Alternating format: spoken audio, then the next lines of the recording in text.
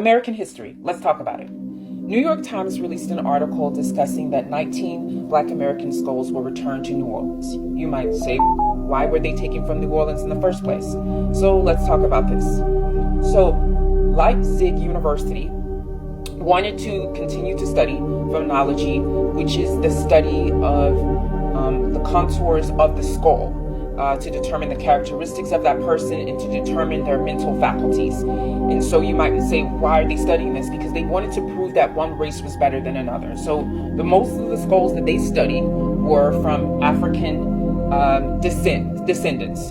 And so they wanted to prove that Caucasian people were smarter and better than those of African descendants, that Caucasian people were the master race. That's what they wanted to prove. And so, of course, this theory was discredited. But the really sad part about this is the process of how this took place. So they came to America, and America allowed them to take these people.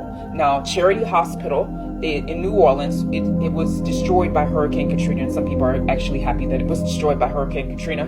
Now, they had these people that died in that hospital who were African Americans. They severed their heads and they gave them to Leipzig University to study. Okay. Now, the even deeper, sadder thing about this is that it was just they did not just take skulls from New Orleans. They took skulls from over 40 countries around the world, and they had over 1,300, and most of them were from African descendants. This is the sad part about it. Okay. Now, they did return the skulls to Dillard University, which is an African American institution. They wanted them to be honored, and of course, Dillard University honored them with a jazz funeral.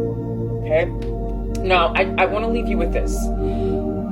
Germany is responsible for the Holocaust of the Jewish people. Okay. Now, remember that this took place. These skulls were taken, and they were studying this. All these theories were coming about. This was the late 1800s. The late 1800s. The Holocaust happened in the 1930s. So they were studying that they were more superior than any other race during the late 1800s on African descendants.